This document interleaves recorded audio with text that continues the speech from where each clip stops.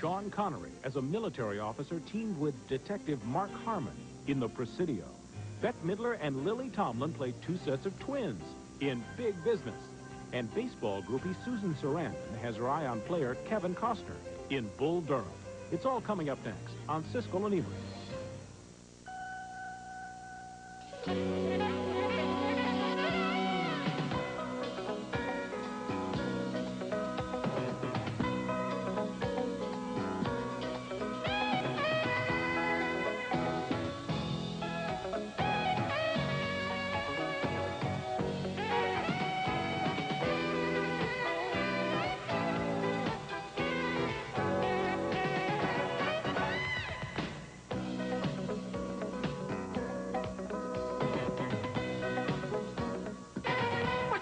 You've given our suite to someone else. I don't know if we did. Oh, the key's not here. I want to speak to the manager. Rose, look at this. Red wine and cheeses of the world. Lily Tomlin and Bette Midler star as two sets of twins. One pair of city slickers, one pair of country bumpkins in the comedy Big Business. It's one of the new movies we'll be reviewing this week on Siskel and Ebert. I'm Gene Siskel of the Chicago Tribune. And I'm Roger Ebert of the Chicago Sun-Times. Our first movie is named Big Business, and this is one of those comedies that sounds great on paper but delivers surprisingly few laughs on the screen. The film stars Bette Midler and Lily Tomlin as two sets of twins who were mixed up at birth, so there's one Midler and one Tomlin in each family.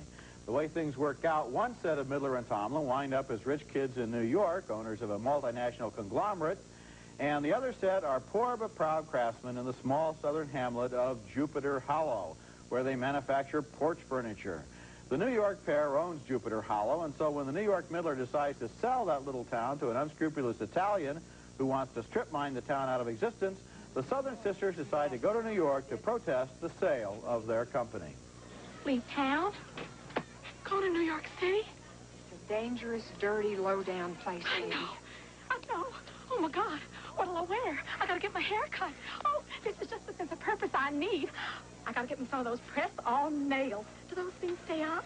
I wouldn't want them flopping off in any of those fancy nightclubs. Listen, nightclubs, this is business, and you get a grip on yourself. We're going to New York City.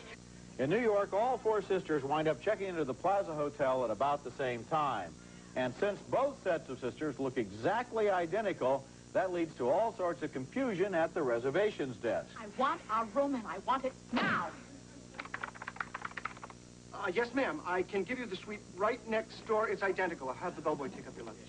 The whole middle hour of the movie consists of variations on the same theme, which is how the various twins just barely miss running into each other. Moron.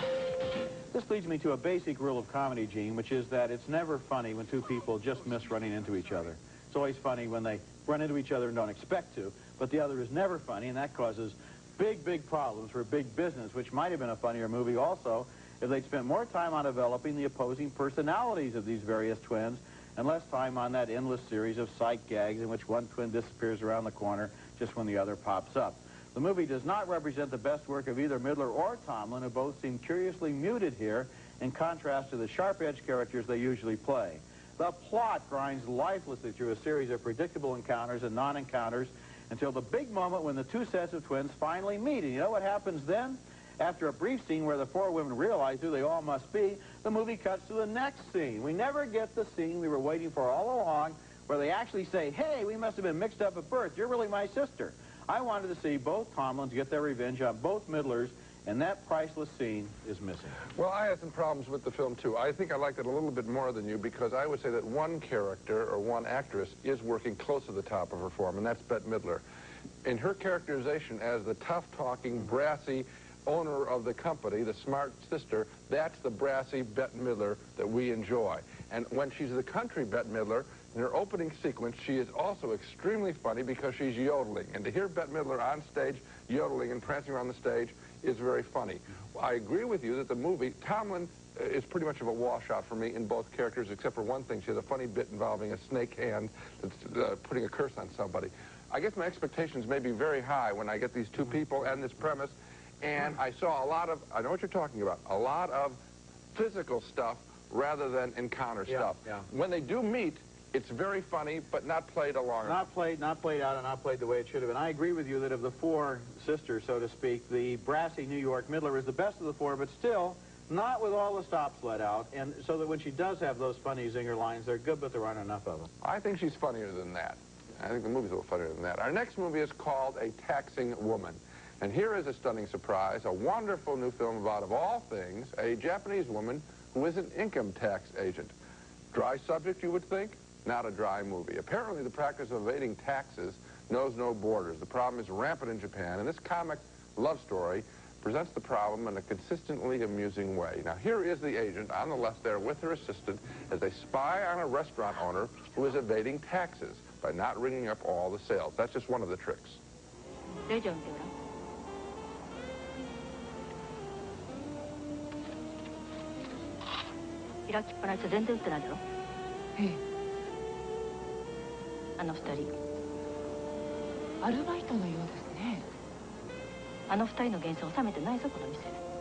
The film moves beyond trickery, though, into a subtle relationship when the tax agent confronts a wealthy man whom she sort of likes, even though he has a plan to cheat on his taxes. 離婚するんだよ、離婚。離婚して慰謝料ガバッと払う。慰謝料税金かかんないから。ね。そうやって財産彼女に移しといて、また彼女と結婚する。俺、女を愛したらそこまでやる男だよ。 That's Nobuko Miyamoto as the tax agent, and she's absolutely charming. Their relationship also surprised me. It isn't always confrontational, and that's the way I thought it was going to go. The whole movie surprised me because I didn't think you could make an interesting movie about a tax agent's work that wasn't some kind of thriller. And this isn't a thriller, it's more subtle than that. A Taxing Woman was made by director Juzo Itami, the same director who made last year's wonderful film Tampopo about a bunch of tough guys helping a woman, again played by his wife, the same character that we just saw, the same actress we just saw, about a woman learning how to make better noodles. Now, Itami is a very special talent, let's face it. He picks strange subjects and makes delightful films from them. I really liked A Taxing Woman. I didn't, and I'm a fan of Itami's. I liked his first film very much, too, The Funeral, and in all of these films he stars his wife. And Tampopo, of course, is the masterpiece. I saw it again not long ago, and this, where it's a kind of a cross between the woman who wants to make noodles and then a spaghetti western, if you will, with the guy, the truck driver coming in. Why don't you like this film? The zen of perfect noodles. This movie doesn't have the same organization. It's very hard to follow. I lost my place several times. The characters are confusing. The jokes don't pay off. The situation. Well, I think if you lost your place, it's completely tedious. I think that if you lost your place, that may be your problem. I found my place all over the place. I mean, I think this is an absolutely wonderful film. The woman is clever. She's torn between her code and the man, and it opened my eyes to a whole world that I didn't even know about. It just didn't have the discipline of the earlier film. It's too long. It's not well organized. It's rambling. It doesn't really make it clear. We didn't see the same. We didn't see the same movie. I think we did. No, it was a big disappointment, I enjoyed especially it after seeing Tampopo, which is nearly a perfect movie. It's a wonderful film. This is good too. Okay, when we come back, Sean Connery is a military cop in the Presidio, and then later we'll also review Bull Durham, starring Kevin Costner as a minor league ball player with a major league mistress.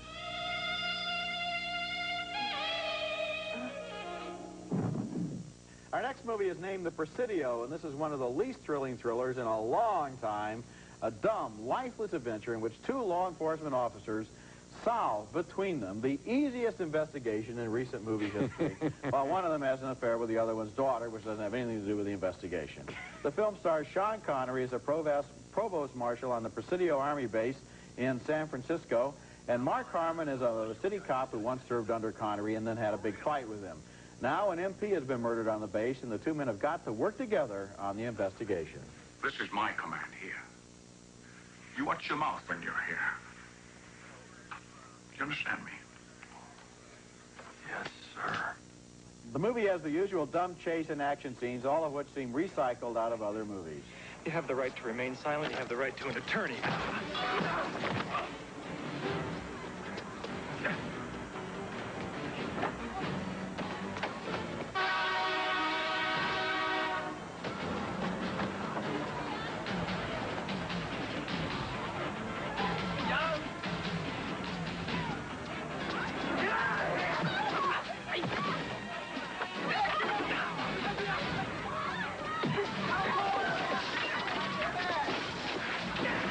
Meg Ryan stars in the movie as Connery's daughter and, of course, falls in love with Harmon at first sight in some of the most awkward and unbelievable dialogue in many and many a moon. Is it hard? What hard? Being a policeman. Oh, yeah.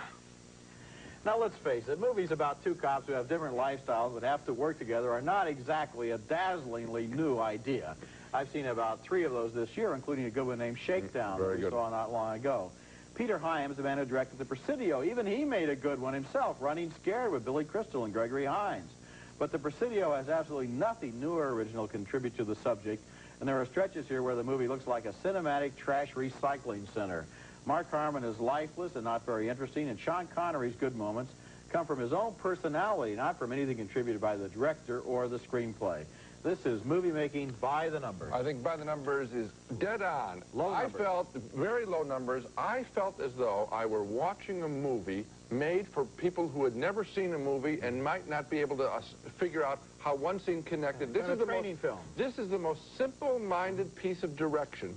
It's a good-looking film, but yet it's like an idiot, done for idiots. Look here. Now here I'm going to show you this, and they're going to have this conflict. And then it'll be resolved in the next scene. We won't keep you waiting too long. We'll resolve it real early because you don't have a long attention span. This movie insults the viewer. Well, I agree with that, and especially in terms of their so-called investigation. Oh, please. Now, I don't want to give away too many secrets. Give it away. But some people are smuggling some stuff, right? You got it. And whatever it is, and however they're doing it. So the cop gets in an unmarked car with the Army officer, Connery, who's wearing full uniform. Both of these people are totally known to the guy that they're trailing. And they park the car across the street from him and sit there looking at him while he, in plain view, goes around showing them everything they need to find out so that they can figure out the answer. And how long are they in the car? All day. Think about it. It goes on. They follow the man all day. Well, it takes that guy a long time to show them all of his secrets, which he happily does. All day long. It's pretty dim-witted. Coming up next, Kevin Costner and Susan Sarandon star in Bull Durham, a film about the joys and pains of minor league baseball.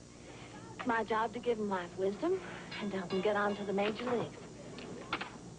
Our next film is called Bull Durham, a small jewel, a very funny, beautifully written film about baseball, minor league baseball, and the fringe characters that support it in a southern city. It's Durham, North Carolina, where veteran catcher Kevin Costner and a rookie pitcher with a great but wild arm end up caught in the middle of a fight over how to play the game and over the affections of a baseball groupie extraordinaire played by Susan Sarandon. Here all 3 confront each other in a bar as the rookie thinks Sarandon is his woman. Let's go, man! Let's go! Come on, we're waiting!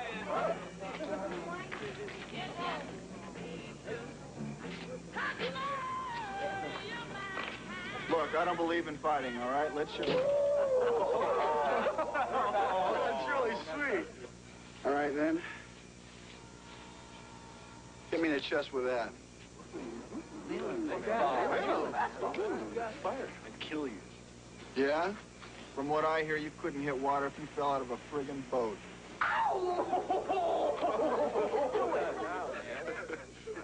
Throw it. Throw it. Come on. Right in the chest. No way. Come on, mate. You're not going to hit me because you're starting to think about it already. Huh?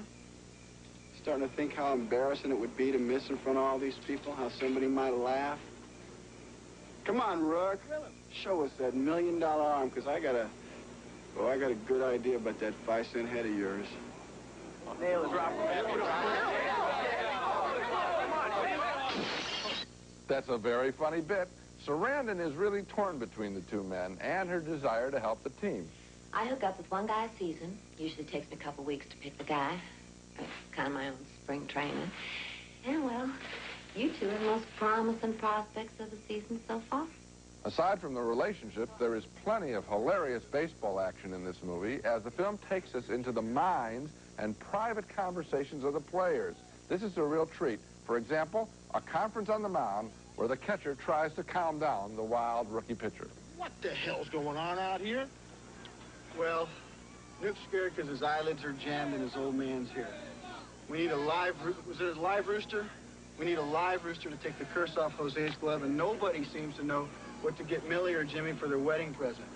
Is that about right? That's right. We're dealing with a lot of stuff.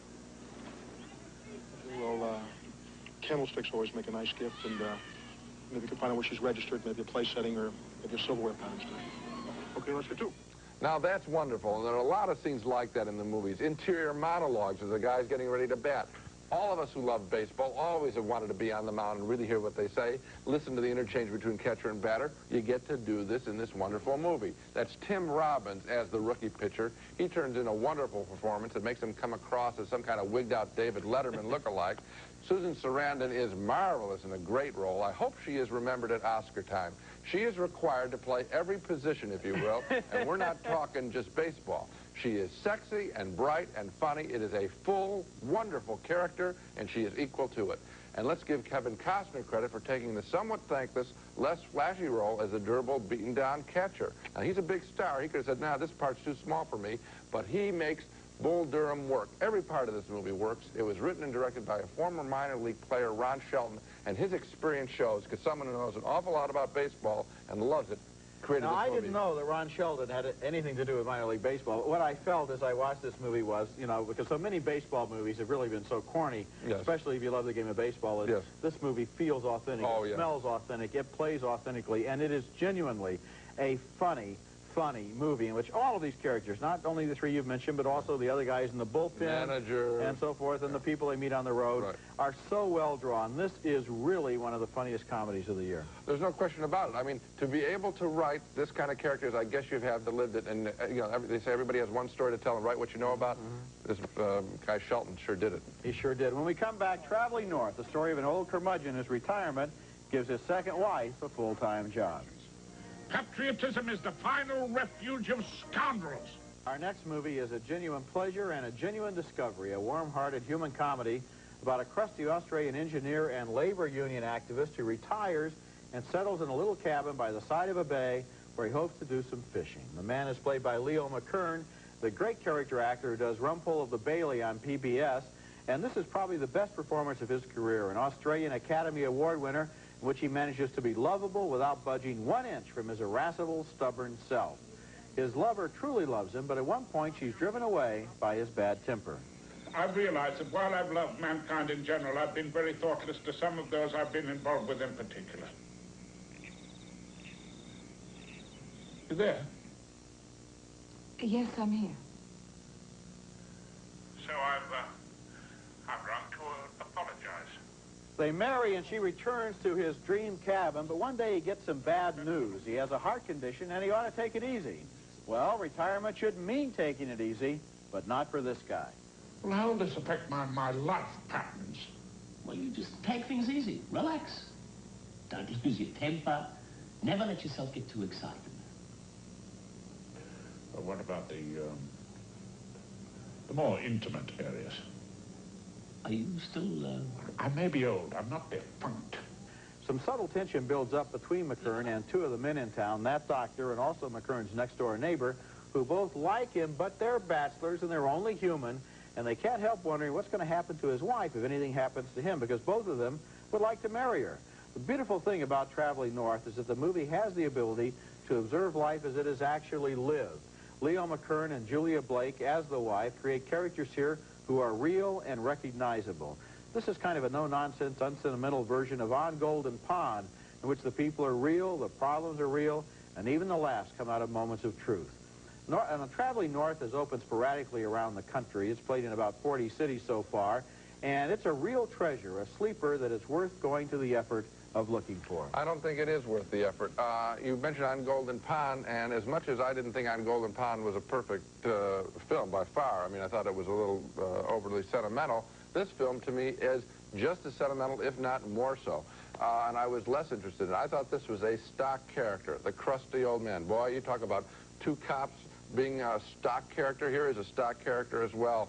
Crusty old man, has a medical problem, won't behave. He's going to fight it out. I mean, I was bored with him. How many movies like that have you seen before? I have seen many movies. Can't name one, I'll bet. No, except for On Golden Pond. No. I have seen plenty of films about tough old birds who have a problem and won't listen and won't behave. And it's always old men. Plenty of people like that, too. Yeah. But this is a very particular guy. No, I thought he was ordinary, and I didn't think the performance, as much as I liked him. Of course, the fact that he's ordinary is part of the magic of this movie, because he's not made into some kind of a character. He's made into a guy who worked hard all of his life and wants to settle down and loves this woman and loves his chair, likes to go fishing, likes to listen to the opera, and knows he's going to die. Yeah. And certainly the last scene in this movie where he's found dead by his neighbors and by his wife is heartbreaking. Well, Roger, you just, I mean, to me to say now that I wasn't moved by the fact that the guy is dead, which you just gave away, would make me seem cruel, but I'm going to be cruel on the film. I didn't think the character was that interesting, so his death did not mean that much to me. Well, it did to me. Now let's recap the movies that we reviewed on this show. 2 thumbs down for Big Business with Lily Tomlin and Bette Midler as twins. I liked the movie more than Roger did, but it still did not utilize these actresses fully. A big split vote on the Japanese romantic comedy A Taxing Woman. I think this is one of the most inventive and charming films I've seen in a long time. Roger thought it was a tedious mess.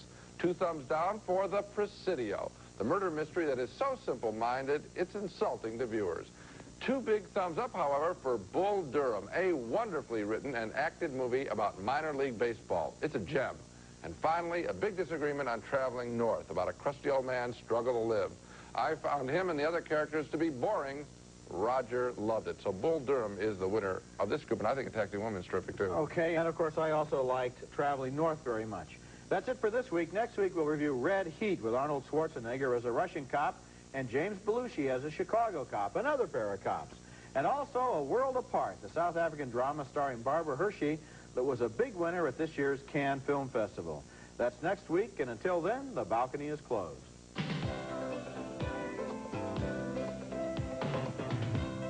Nestle Crunch. It's creamy milk chocolate and crispy crunchies. Chocolate is scrumptious when it crunches. That's why you'll love Nestle Crunch. Bring your hair fantasies to life with Matrix Hair Essentials. Available in fine salons only. Hair, the trend is Matrix. Triamcinolone, serious allergy medicine that works even on your worst days. No wonder allergy sufferers trust Triamcinolone year after year. Sony Videotapes. For taping your favorite movies, trust Sony Dynamicron ES. Whatever your videotape needs, there's only one name to play back. Sony.